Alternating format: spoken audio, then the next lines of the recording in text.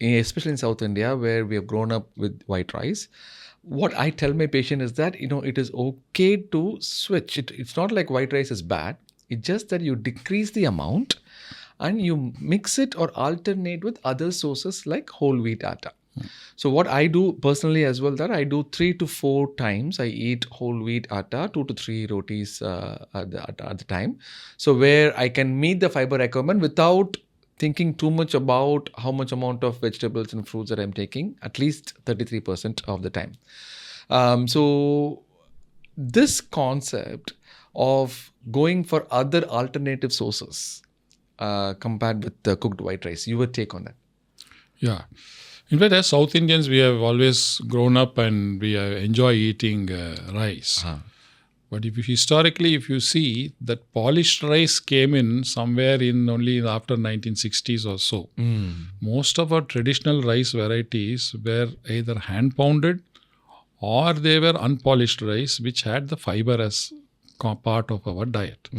That habit has completely changed. Now we love rice, the whiter the better. Unfortunately, in a rice grain, the bran, which has the fiber and also micronutrients, gets removed in polishing. So what we are left in a white rice is only starch. And starch, when it gets into our body, gets converted into glucose very quickly. And therefore, our calorie that get into our body is high. And also for diabetic, it is likely to be a disadvantage. Now, we do consume rice along with legumes and other things as well. But the quantity of the rice, it is considerable, that it is bound to increase the glucose levels in our body and also increase the energy intake in our body. Wheat, on the other hand, particularly I mean whole wheat atta. Whole wheat atta. We have to emphasize on that as whole wheat atta.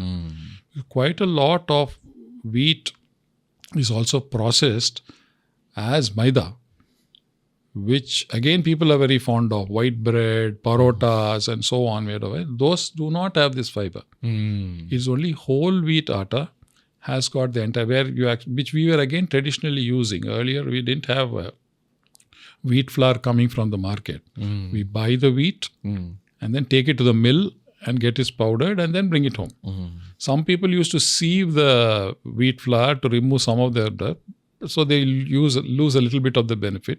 Many others don't even do that. So you get the full benefit of the fiber from the bran. So as you said, that if we could only modify our cereal intake marginally, replace, let us say, either one meal with rice or a part of that meal, let's say your dinner, instead of eating only rice, you eat, let's say, from 2-3 chapatis and a small quantity of rice if you still want it. This would give us the fiber. This will also reduce the glycemic load on our body. And it also gives a little bit of protein as well, because that is coming from the whole wheat atta. So this can be a good kind of modification of a classically South Indian diet, rice-based diet, which will generally be healthy.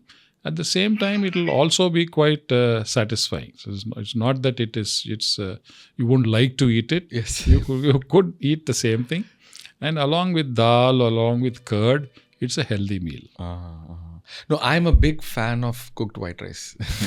Okay, because it is tasty. Tasty. It is tasty. I've tried quinoa, I've tried other things, but the taste, I think I grew up with that. Even brown rice, which has got the fiber, some of people are not accepting it that readily. They do it, but they don't enjoy the meal which has the brown rice.